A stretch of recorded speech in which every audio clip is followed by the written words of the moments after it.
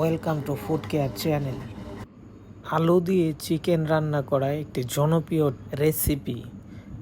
প্রথমত চামড়া সহ মুরগি খুব ভালোভাবে কেটে নিতে হবে। 1 কেজি মুরগির গোশতের জন্য 1 চামচ পরিমাণ লবণ, 1 চামচ পরিমাণ হলুদ এবং মরিচ গুঁড়া, ধনিয়া গুঁড়া নিতে হবে। ভালো করে মাখিয়ে একটি ফ্রাই প্যানে অল্প পরিমাণে সাদা তেল নিয়ে সেখানে হালকা করে ভেজে নিতে হবে। খুব বেশি ভাজা যাবে না, তাহলে গোশত শক্ত হয়ে যাবে। কিছুক্ষণ ভাজার পর যখন পানি ছেড়ে দিবে, তারপর ভালো করে একটু উল্টিয়ে দিতে হবে যাতে দুপাশ একই রকম হয়।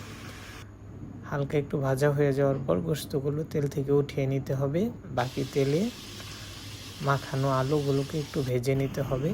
পরবর্তীতে ওই তেলের মধ্যেই পেঁয়াজ কুচি দিয়ে সেখানে 3 থেকে 4টি দারচিনি, 2টি তেজপাতা, 4টি সাদা এলাচ, 2টি কালো এলাচ, কিছু গোলমরিচ দিয়ে ভালো করে পেঁয়াজগুলোকে ভেজে নিতে হবে।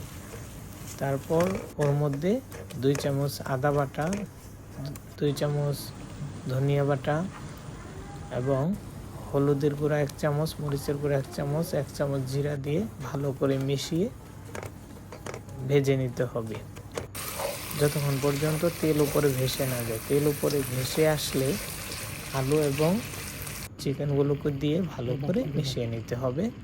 ঢাকনা দিয়ে একটু ঢেকে দিতে হবে।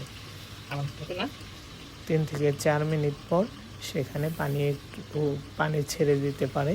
2 চামচ পরিমাণ টক দই এবং 1/2 চামচ চিনি মিশিয়ে দিতে হবে এবং পরবর্তীতে 2 কাপ পরিমাণ ফুটন্ত গরম পানি দিয়ে ঢাকনা দিয়ে ঢেকে 10 থেকে 15 মিনিটের জন্য ভালোভাবে রান্না করে নিতে হবে। তারপর মুরগি থেকে ঝোলের পরিমাণ কমে আসলে সেখানে পেঁয়াজ বেরেস্তা দিয়ে একটু রান্না করে পরিবেশন করতে হবে। সকলকে ধন্যবাদ ভিডিওটি দেখার জন্য।